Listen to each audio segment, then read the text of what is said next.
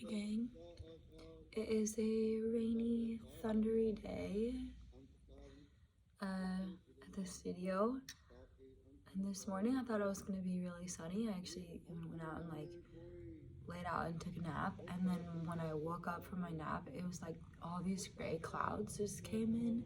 It was like a completely different day, and it's really kind of hit me like a micro macrocosm.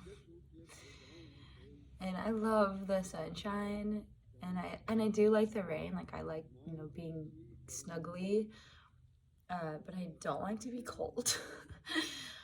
And so maybe I'm just like a little bit feeling down today because sort of the weather, but also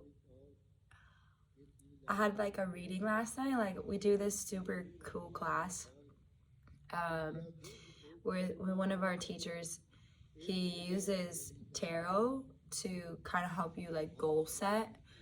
And so you kind of like, so we wrote like a list of our goals for the week, and then by next week on Sunday, then you can kind of like check it out, and then you use the tarot sort of like to see into what might be blocking you from these goals, or kind of like what to expect. It's kind of like having like the weather report, but like the energetic weather ahead. And so the card that was pulled, I pulled the Lovers, which I love the Lovers, but it was in reverse. And to me, that card is about very much like being on my own team, because like I feel like the masculine and the feminine energy is you being able to be, and you being able to do. And so he pulled that, and then he channeled kind of a little message, and just kind of saying what the card meant, but also just because like he has a very magical gift of kind of pulling from the ethers like truths. Mr. Manifestation, if you want to check him out on YouTube too. He has a YouTube channel. But anyway, so he's saying that like I can't give from an empty cup, and sort of like the weather I had to like check out on it is like not spending time just with me. And it hit, I was like, wow. And it's funny because like, I really learned in India was just that. And then I came home and went right kind of back into my old roles. And it just has so much to do with like making those little moments for space just to like reflect and to be calm. But I think because I got home and now I'm going back to India, I was like, I have to get so much done. I have to make sure everybody's set up for success in the studio. My laptop's not working, so I'm like, can't do a bunch of stuff that I really wanted to do. So I'm just kind of like frustrated, I guess. And yeah, so today, with that all in mind, I sat in the sun, and then the clouds came in, and I was like, okay, I'm gonna go take a shower. I'm gonna take care of myself. I'm gonna pluck my eyebrows and gouache on my face and like put on some music. And but then I made the wrong choice because I put on Angus and Julia's Stone Radio, and then it just kept getting like sad. I was like, all right, okay, like these feelings are present, like I don't know if you guys are Tumblr fans, but like I was definitely like a Tumblr girl. Which is sort of like this website where like all the angst of the world collectively was purging itself. And there's like this big community of like just people, young people being able to express sort of like poems or just cool vision boards. It kind of has like a Pinterest vibe to it too, where you just kind of repost, reblog like cool stuff. But that was sort of, that era was like the birth of me expressing myself sort of publicly in terms of like feelings. And it would bring a lot of community. Like that was sort of, you know, planting this seed of like healing collectively, and it's okay to have the whole spectrum of emotions. But I would still be up till like 2 in the morning. I would finish all my homework, and then I wouldn't be able to sleep. And I would just like have like heartache feelings. But I was fairly young and didn't really have like, in a lot of ways, real things to be sad about. Like, I'm super privileged in so many ways, but I always just kind of struggled with depression. And yoga has been the greatest healer, clearly, because if you saw me on the street, I'm pretty bubbly. But that's because I really balance myself with a lot of alone time. And I'm navigating how to be like this lone wolf. And I don't not like that about myself, but with tribe. Because whatever I do, I give 100. So if I'm in tribe, I'm like guns a-blazing with tribe. And so I'm figuring out how to like balance that. So yeah, I'm just popping on to just be real and just to say like, I mean, I get my yoga teacher voice on, and I'm very confident teaching people how their bodies work. I can speak anatomy, I can speak energetics easily, but I can't always speak about like how I'm doing and how I'm feeling. So I'm just wanting to be honest that like I have this big adventure coming up, but I'm equally terrified. I know I'm gonna be uncomfortable. I know I'm gonna grow from all of this. It's not the longest I've been away from like my beloved mother, and my dad. My dad's cool too. He never gets honorable mentions, but he is an extremely reclusive person. I can't even tell you guys really what he does for work, because he's also very private. But I can say that he is an animal trainer. He's actually like the best animal trainer that's still alive. One of his friends, Hubert, which if you Google Hubert animal trainer, you'll probably find him. He's South African guy, and he worked, oh wait, or is that Jules? I don't know. There's a guy, and he worked with like lions, tigers, and bears. And so that's one of my dad's homies, but he passed away. So my dad's kind of the last guy standing. And so as a kid, like I had a lot of brothers and sisters. But I was extremely connected to animals and nature. That was where I actually felt most myself, if that makes sense. Because in family dynamics, it's really all about the team. And I also I have a twin sister, and she was really sensitive. So I kind of put on like big girl pants fairly early, kind of caretaker energy. Because of that. And my dad being so awesome, still sort of somebody that had to work a lot and he didn't like me, didn't always get his like value or, you know, appropriate stimulation from like the outside world. Like we're both very much like kind of quiet loners. And I think because of that is why I've just definitely been building this nest and finding other sort of creative types that don't necessarily have the confidence to boost themselves. And so I'm seeing like, why am I so passionate about building this team? And I think a lot of it has to do with like, I'm sort of building a life, sort of being the medicine that I needed for other people, but I'm not necessarily acknowledging that like that is a subconscious motivation. And today it's just kind of all hitting me. I'm like, I have gone through some life experiences that weren't encouraging to be sort of bright and trust people. Even though I've had a wonderful life living by the beach and being in trees, and I've always had food to eat and shelter and all those just basic necessities. So it's an absolute privilege. It's an absolute privilege to alchemize into art, because being an artist, it means that you also still have time. It means that you're, in a lot of ways, I could go to work and then I could come home and feel feelings. And some people don't ever get to leave that grind ever. And so acknowledging that, like, yeah, I have my basic needs on Maslow's hierarchy of needs.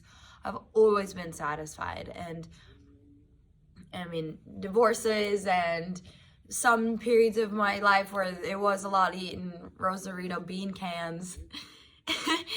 I always had like my mom and love and dad that could do and fix anything. Like, he also does construction, and he's incredibly detail oriented. He sometimes like holds him back, his perfectionism. So, and same here, like, yeah. So connecting with animals, like, I mean all kinds of animals, like, I guess I could name drop some movies that aren't current. But he's kind of under contract / doesn't want, he could genuinely be a celebrity if he wanted, but he doesn't. And like, I remember as a kid, he'd come home and be like, "Oh, Jim Carrey is such a douche," or like, he despises Hilary Swank. Like, but he is like this hillbilly guy. Like, he just so doesn't give a shit about egos. Like, he doesn't. But I'm in California, right? And so there's this big movie industry like an hour away up in LA. And so he works a lot up there. And so as a kid, like, we had like we had squirrels. I named them Mary and Pippin, and like so many things. The Pirates of the Caribbean series my dad worked on, so we still currently have the macaw in the movie, like the parrot. People call them parrots, but it's macaw. That's like talks, and yeah, he actually learned how to talk like with my voice, because my dad like works up on this hill on our property a lot, and so if I would ever like call my dad or anything, especially prior cell phones, I'd be like, "Dad, Dad," and so the Chip the macaw says, "Dad, Dad." He also says, "Be quiet," because we've also said that to moi. So that's kind of funny. Like, it's all sorts of things. Like, I remember this one day, came home and there was this big cage in the kitchen, and yeah, I like turned my head and looked at it, and there was a fucking alligator. Like, I just never know what to expect sometimes. And it doesn't register in his head as like unusual.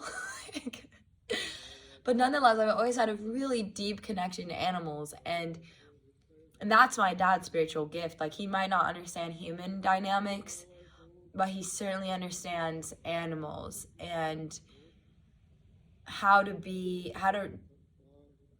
like speak their language, how to get into their heads. And it's true, like, I dog sit a lot, and I used to kind of dog walk, and I was always so shocked by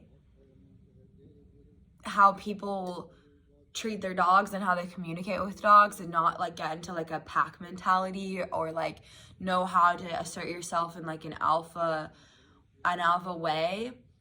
My thing that cracks me up is like when dogs are barking, like, say loudly, people will be like bark back, like, "No, ah," and like be loud too, and then the dogs like get louder, because that's what would be happening in a pack. Like, so it trips me out how people do not understand animals. I think they're like in a lot of ways simpler than human beings, But yeah, that's been like such a gift of my life. It's just like, yeah, like peacocks, and we have currently like, oh, he's a snake rancher, so we have like, I want to say thousands, but maybe it's hundreds of snakes. Like, which makes sense because of course my life takes me to this like serpent kundalini path, but I've had a lot of like misunderstood animals in my life too. Like, I like tarantulas, and I like, we have bearded dragon lizards, and if anybody knows the movie Holes with the yellow spotted lizards, my lizard when I was a kid, her name was Angel.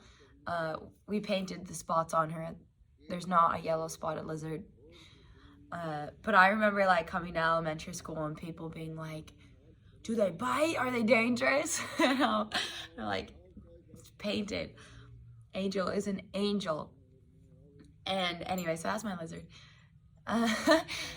And like, yeah, like cobras and stuff. Like, he's worked with what's his name that did Django Unchained. Any film nerd would be like, duh, Quentin Tarantino. Yeah, he's apparently extremely weird, which makes absolute sense. But there's been a couple situations where the stunt doubles didn't want to work with the animals, and so my dad's got a cameo in Quentin Tarantino films, which is cool. So little brag on my dad, because I feel like I always talk about how much I love my mom, but my dad is really cool. He's just like me in just feeling like private about what's going on inside.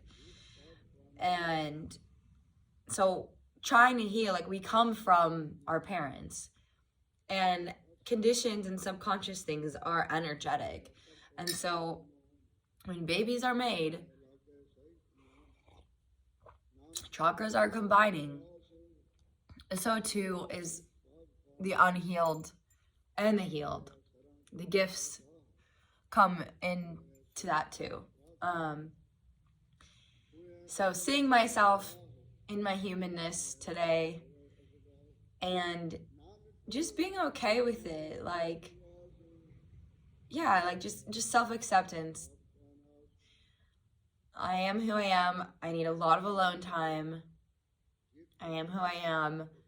I also love to bolster people and make environments. Like, I like to control all the senses, whether that be, you know, the candles, and just making things beautiful. Like, I think that's why I so deeply want to make music, and is because you can transcend somebody into a space and make this, you know, 4-minute moment to be in this container of sound and words and working with the earthly instruments.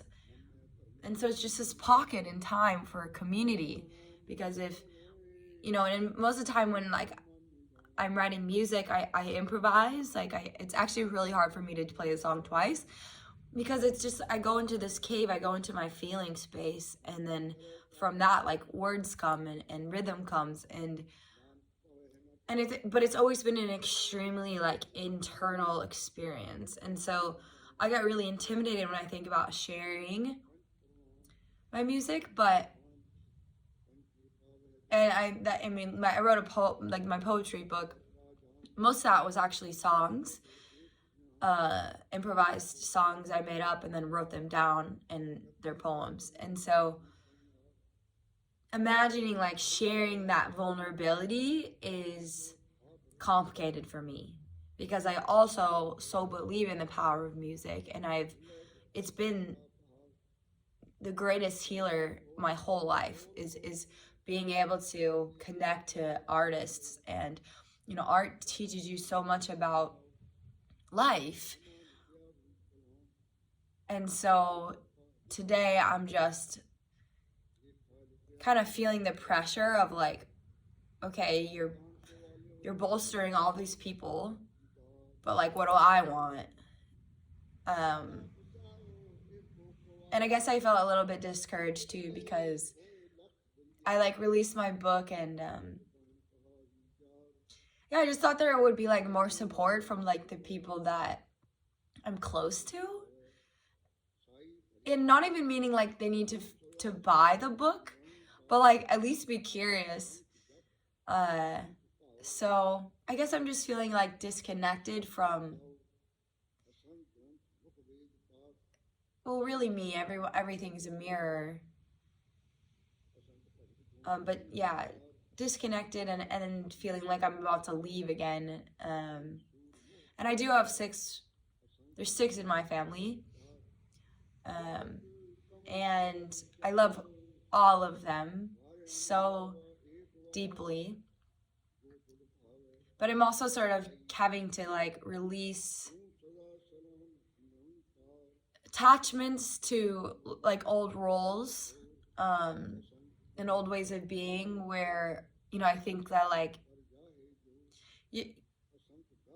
my family hasn't always connected to me on like spirituality things and yoga things, and almost like this energy of like, oh, it's a phase kind of, but it's not, and I'm still doing it, and I haven't connected in that way with all of them. And I think sometimes like in my family there's kind of this energy of like I'm like acting on the way I show myself on the internet, and like that's like not the real me. But it's funny because this YouTube has been so healing, because I feel like I really can be me, because I built it without knowing anybody or what, like just letting it kind of like build itself. And so it means so much to me, like every time I get a little follower, because I'm like, that means that's another like mind out there. That makes me feel like I'm not alone. And it's just been the greatest gift, truly. So thank you if you're still listening to this. But it is weird when I feel isolated by the people that I can like tangibly hug, you know? And they're all doing their thing and living their lives. Like, it's not like even I think is intentional, as sometimes it feels like it is, like getting sort of like the cold shoulder. And not even the cold shoulder, but it's kind of like the lack of curiosity that gets me. But I know my love language is well, it's, I took a quiz in India. My buddy Frank made me take a quiz, and my number one was quality time spent, and then the second one was touch. So when I spend time with someone, I'm completely immersed. Like, I'm very, very focused. I think that's also because I'm such a feeler that like I don't have necessarily a choice, because even when people are talking, they're still sending out vibration. So I'm literally feeling people, like when, and it's a gift and a curse, but also makes me have to like protect my energy a lot, because when people are just negative or complaining or, you know, projecting that, you know, all this lack, it's like literally lowering my vibration, and I'm feeling the heartache, I'm feeling the pain in the belly, and there's time and space for that. Like, that's also my gift. So if I was doing like a session with you, a one-on-one energetic healing, then I can use that ability to feel what you're feeling to help move the energy. But that is setting up a sacred space. I can be very, you know, clean and clear, and I have like a lot more control of that. But when it's just a conversation with the person at the coffee shop, or, you know, a yoga studio student that's, you know, staying a little bit too long, things like that, where it's like I have to work on not like kind of dimming my perception, like not taking everything in, and just doing a lot of like clearing. But it's harder when it's like people that you're close to in a lot of ways. And when I was just doing massage, I didn't quite realize that was what was happening. And so I'd be laying hands on people and just feeling like sick after, or really, really depressed. And I finally kind of realized, like, oh, you're kind of sponging people. Like I'm pulling it into my energy, and I'm not necessarily alchemizing it. So the yoga, and why I just so deeply care to give out this knowledge for free, because I trust that, you know, it'll all balance out. But I don't believe in gatekeeping. And right now, what most of the teaching, or what you'd learn if you were just to have zero spirituality and think of success, it's in this physical material realm. And so too, doing massage, or you know, taking care of people's animals, or it's introduced me into sort of, you know, like in a lot of ways, like the 1%. And a lot of them aren't happy. And so that's been extremely insightful to see that we really do need soul. We really do need love. We really do need connection. We really do need quality time, and we really do need touch. Because if you're working and grinding and you're building these empires, but you don't have time to enjoy your life, other than, you know, the dopamine hits and the dopamine fixes of, you know, this instant, you can get something sent to your door in a day, like, and that can feel like, ooh, yay, but it's often so temporary, because real life, real love is in just accepting right where you're at. Like, there's always a constant source of, I mean, I call it eros, which is sort of like the Greek way to word it, but there's like a quantum physics element of the void that is within all of us, that is bliss. And I mean bliss in the way that bliss is in your body, like how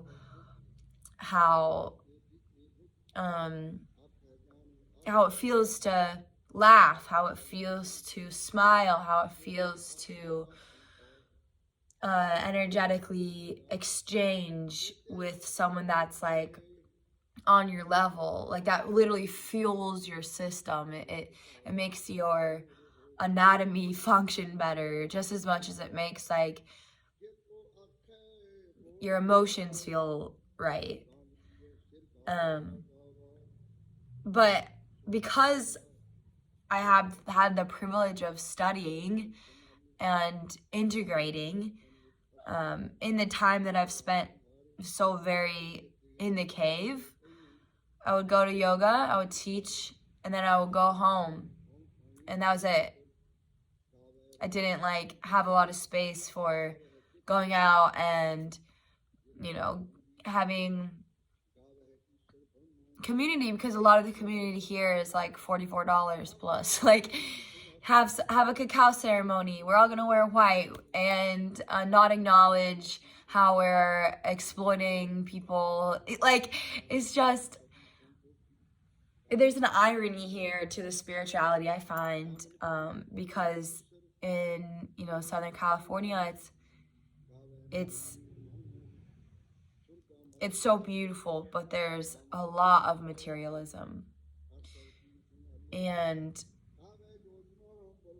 yeah, I'm just seeing that very clearly, that I don't want that.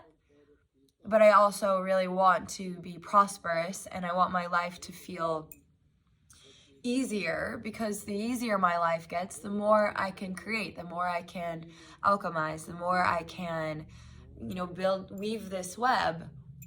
So yeah, it's just, I'm in healing stuff. I'm always healing stuff, but I'm trying to more intentionally like have ceremony with myself. And just be in the goddess energy and have cacao and do hape. If you want to know why I'm sharing my emotions, I just did hape. And it's a heart opener because it kind of hurts, like it stings your nose and makes you have this moment of facing pain. And when you get through it, that opens your heart. And in that theme, I know I'm going through some stuff because it's going to help me have more capacity for more love.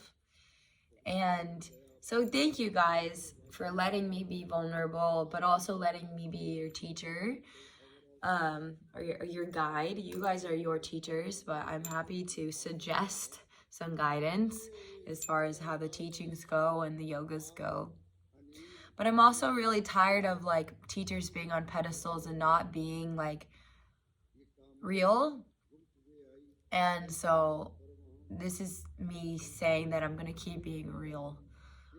I noticed my first video has like 3,000 views or something, and it's kind of ironic because that was something that I literally thought nobody would ever watch, especially sit through it. And I was so honest. And so it feels nice to have views or have likes when I was actually so lonely in that video. I was so just confused of how I could feel so blissful and so good when it was just me and God. And then my outer reality wasn't reflecting that.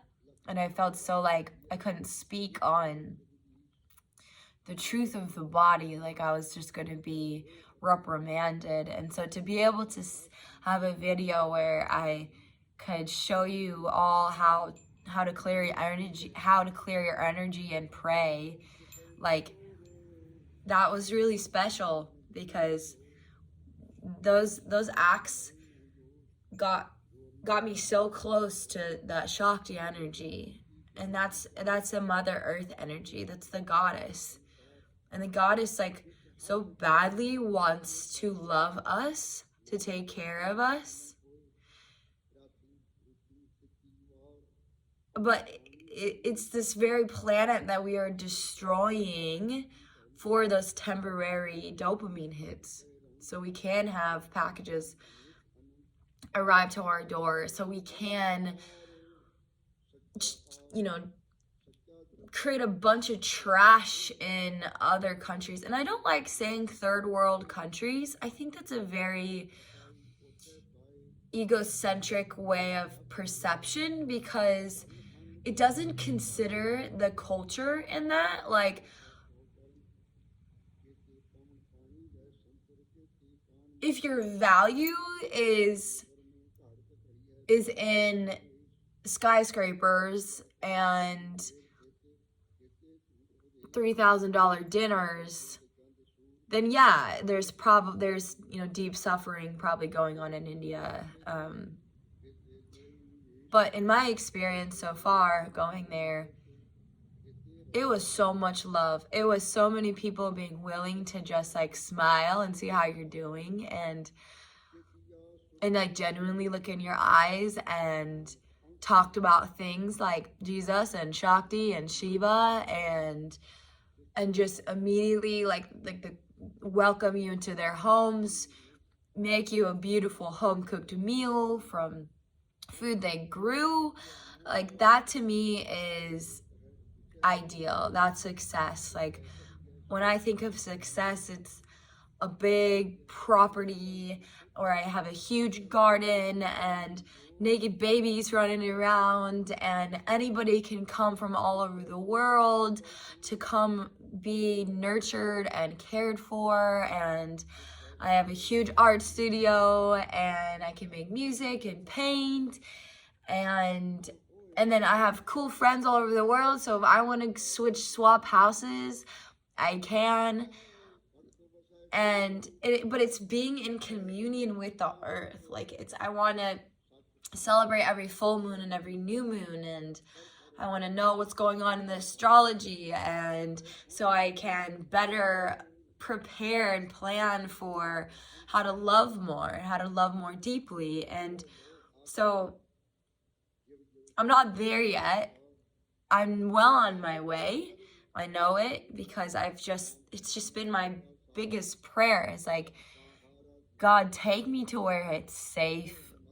And I don't feel emotionally safe most of the time. I don't feel like I can always be myself where I live, and that's changing rapidly because people are waking up, and also because birds of a feather flock together, and like vibrations attract vibrations. So every single day I'm meeting cool people and they're joining the team, but like it's still like a kind of a wound. It's just balancing like that lone wolf or lonerism and community. And so yeah, I know there's others out there that relate to this, but this is me being me. And just like the moon, there's many phases.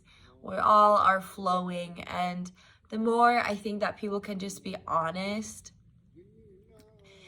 in the way that like things change, right? Like my truth yesterday is not my truth today. So as often as we can be authentic and like share with one another, know it like in a way, but like taking it with a grain of salt. Like I'm gonna say teachings wrong. Like I have this fear that like some guru is gonna like comment and be like, that was supposed to be eight breath holds and you did 7, and I'm gonna be like, no. Yeah. And that's just like not real, because I'm gonna make mistakes and I accept other people for having mistakes. So it's like, why can't I accept that in myself? And so we're healing perfectionism, and that's okay. So yeah, thanks for listening. 40 minutes.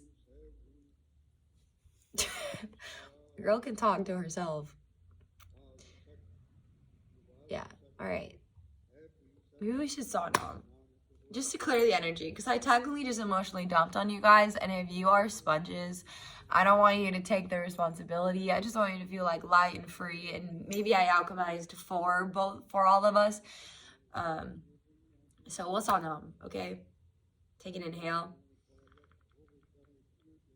and an exhale and an inhale and an exhale.